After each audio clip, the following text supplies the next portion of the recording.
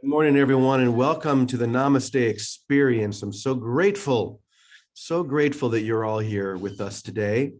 As always, we just finished listening to a song that is all about being the source of that which you desire, because then that which you desire finds you.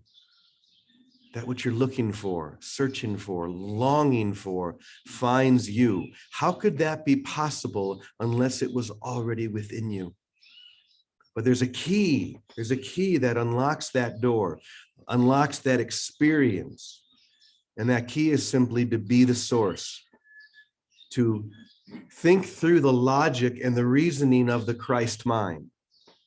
Think about that for a moment.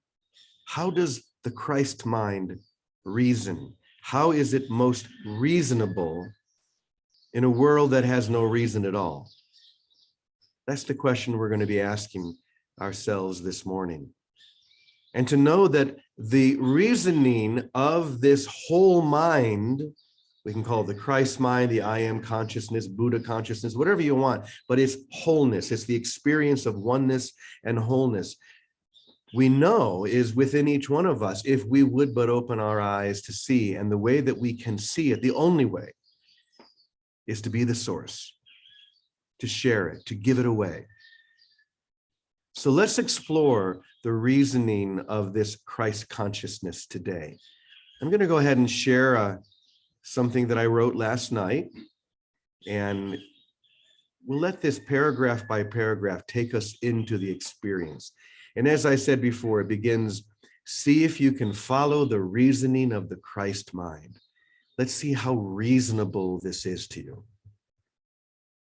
You seem to be afraid that if you deny the world you thought was real, you'll lose everything you accumulated in the world.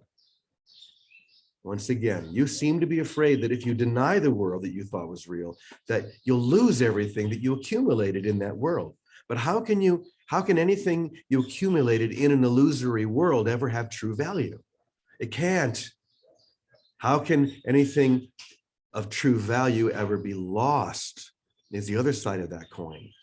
It can't, and that's the only lesson that you are here to learn, that nothing of true value can be lost. There is a security, there is a power within that statement, within that experience. And when you enter into that and know at the deepest part of your being that nothing true can ever be lost, what happens? You relax. You fall back because you know Holy Spirit's got this. I don't need to do anything. I just need to focus on what is true and to know that whatever gifts come to me from that truth and from that reality, those gifts are mine forever. They cannot be taken away. They cannot be lost.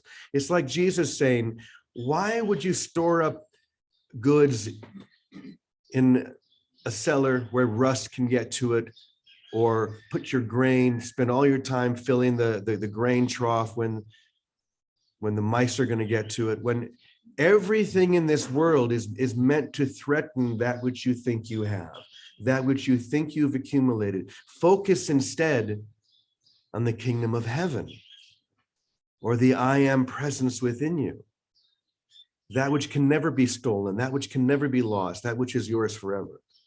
That's what this lesson is saying, and that's the reasoning of the Christ mind. So once again, see if you can follow the reasoning of that mind. Here we go. Your only problem is that you have yet to fully accept that the world you perceive with your senses is not real. You've accepted it in part, yes, but that will not solve your dilemma. Accepting that this world that you seem to be storing up goods in is not the ultimate reality that you're seeking. This is not something that you seek only in part. That will not solve the problem. And here's what will. Only a wholehearted, you know how many times Vicky has used those words today? A wholehearted acceptance will release you Hold on, get this out of the way. Will release you wholly. Only a wholehearted acceptance will release you wholly. You are not being asked to reject the world you see, but to see through it. This is important. We're not here to reject the world. We're here to look through it. Because if you look through it, you'll see another world right on the other side. We think that this world is massive, but it's only about this thin. It's like being on the movie set of an old Western. You ever seen those movie sets where the entire town is a facade? If you walk through the saloon door, there's nothing there. That's what the world of perception is. But behind that, if you can look through it, that's the world you really want. Rejecting something gives it power, but there is no power. There's no true power in a world that is wholly without effect. In other words, a world that cannot change the truth of who you are. There's no power there. And there's nothing in this world that can change the essence or the truth of you. Rely upon that. Relax into that, because that is your salvation. Imagine dreaming that you live in a palace filled with valuable treasures, and you refuse to awaken from the dream because you believe you'll lose everything that you've accumulated. But nothing real can ever be lost when you awaken. When you finally open your eyes, you'll discover that the palace you claimed in your dream was nothing compared to the heaven where you really live. You realize that your true identity was never threatened by the false identity that you protected so fiercely. Once again, your true identity was never threatened by the false identity that you protected so fiercely. Do you feel that?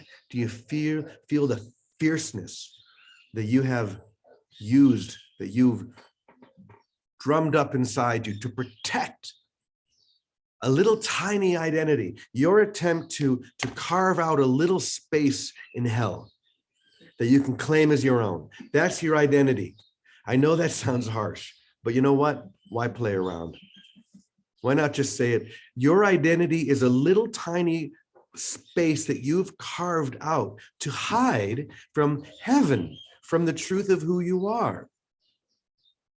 And now you've realized that, at least in part, is what this is saying. But realizing it in part is not going to help you. What's the line? Only a wholehearted acceptance of this will release you wholly. So stop protecting that which is valueless. Denying the denial of reality. Denying the denial is as simple. It's as simple as opening your eyes. Why make it more complicated? That which is true forever. That which is true within you cannot be threatened. That which is whole within you can never be separated. Now, as we said yesterday, for a moment, these sound like words. They're not really words, but they sound like words.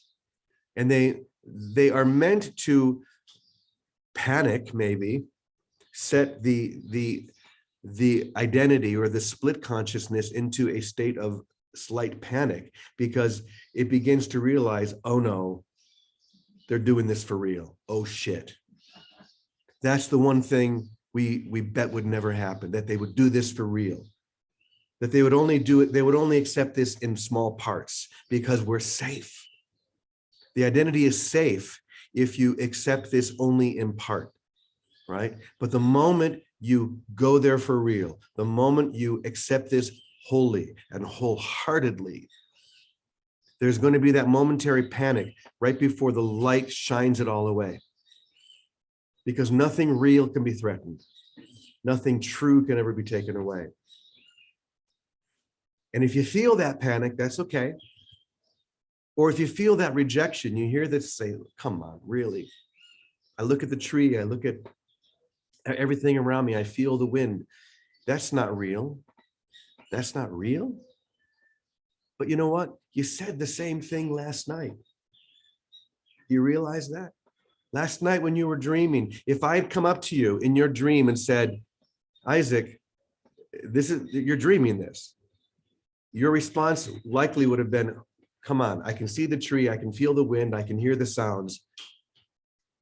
Until you woke up, and then you looked back and realized there was something bigger going on that I wasn't aware of in that moment. It's the exact same thing here. All you need to do is to have the little willingness to trust this for a moment. And if you do, a door begins to open, even if it just cracks open so you can see the room that was so dark, and you can see all the furniture that you've been bumping into and realize it's not a dragon, it's not a monster, it's a chair. It's something ordinary. So that's my story, and I'm sticking with it. So Vicki, I'm going to turn it over to you and let you, this is like tag team. I'm going to tag you now and you can take it from here. Okay, Brother James, good morning, everybody again. So this is what settled in me as you were saying this, that line, wholehearted acceptance of the truth, right? But wholehearted acceptance of the truth is not just an idea. Wholehearted acceptance of the truth has to be our very being, the way we are, the way it's our focus, our posture. And the way it shows up for me is, if I'm going to believe, and what's the fundamental belief? In universal language, you'll like this, the fundamental belief is love is everything. Love is the everything, is what's true. It's what's behind every facade. It is the remedy for whatever seems to be arising and coming up. So the solution in time is quite simple. If we can wholeheartedly accept that love is the answer, that in the face of every bump on the road, blast it with love. That's really how simple this can be. Now, it doesn't mean we're not frightened or that we feel rejected or hurt or abandoned or whatever it is we might be feeling from whatever the bump in the road is. Blast it with love. Welcome that feeling in, blast that feeling with love. Welcome everything in, but wholeheartedly believe in the reality of love. And then let that demonstrate to us that its effects are true, even in a place that doesn't seem to be true. Our experience will be true. We will be safe. We will feel loved. That's why whoever I bump into or we bump into that's all sorrowful and rejected, if we simply love them, they entrain to the love because love is true. And then they come in and they forget about their sorrowfulness. And all of a sudden they're part of the party. It really is that simple. What's not simple is our stand, to stand with love. Want to stand with God in reality, stand with love. It's universal. All of us understand it. Just be willing to apply it. And that's my challenge every day. No matter what bumps I come into or whoever's in front of me, blasting with love. Can't be a stare. That's it. I love it. This from the chairman of the party division. Yes. Central. Blast it with love. And I've seen you do this 1,000 times. I've been at your house many times when there are a huge variety of people coming in, and you can see some of them just come in moping or angry. And what does Vicki do?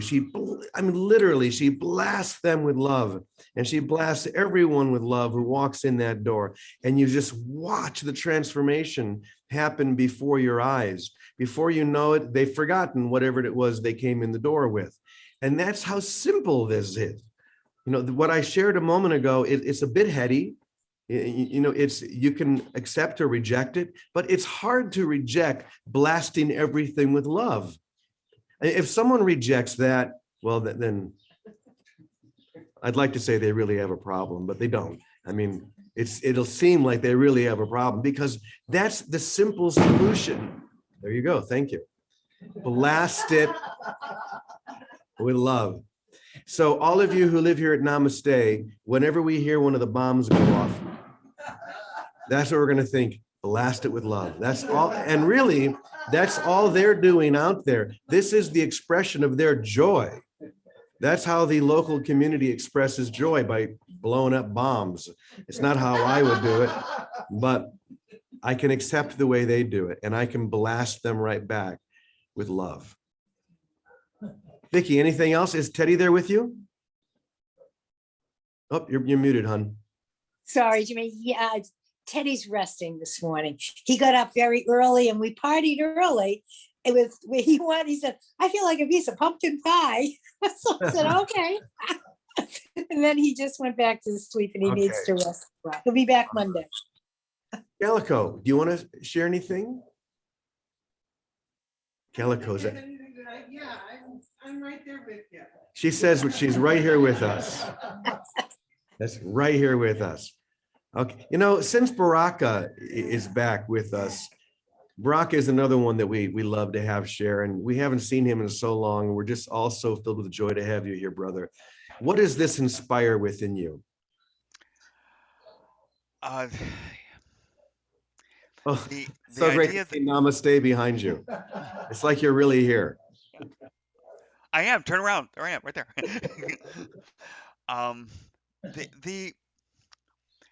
The idea that I can make this so complicated and that I can make it so difficult to believe is truly the only power that the ego mind has over this whole thing. The ability to accept that maybe something in front of me is real when in fact it isn't. Fear, hopelessness, war, sickness, death, all those things that I seem to see in front of me are simply the talent of the ego and have nothing to do with the reality of the spirit. They are the image in the mirror. So what I have been in my mind, what I have been working on, what I have been focusing on is the idea that whatever I see in front of me, no matter what it looks like, even if it looks like love, has nothing to do with what true love is, what true spirit is, what the true one mind is. That I can simply give that away, give it back to the power of the ego, or to the talent of the ego, I should say, and instead accept that what is real has nothing to do with what my eyes see, what my ears hear, what my tongue tastes. I had a wonderful meal yesterday, Thanksgiving Day meal, but as wonderful as that was on the tip of my tongue, it had nothing to do with the true food of the spirit that feeds the love of the spirit. So I'm constantly looking at what I'm experiencing here and just letting it roll over like the bombs, just letting it be, and I end up with something that has no physical being here whatsoever. It goes beyond that to goes beyond that to an existence that I know is real, but I just have to keep accepting that what I'm putting in the way of it is simply the talent of the ego. I like that. I like how you say that the greatest talent of the ego is to make the simple seem complicated, or to make the easy seem difficult. That's the greatest talent of the ego, to make you feel like, oh, it's impossible, so why even try? And the salvation of the soul is that it already happened. It's already over. You won. Isn't that great news? I mean, that's literally how simple it can be. It's already run its course. You're already home. You've already accomplished everything you thought you needed to accomplish. Love itself. So just relax into that. Stop trying so hard. awakening is not a difficult thing to do. It's the most simple thing in the universe. But yes, the talent of the ego is to make it seem hard. Reject that. That's to deny the denial. And when you deny the denial, it cancels out automatically. You don't need to do anything in order to cancel it out. You just need to deny that which is the denial of reality or love itself.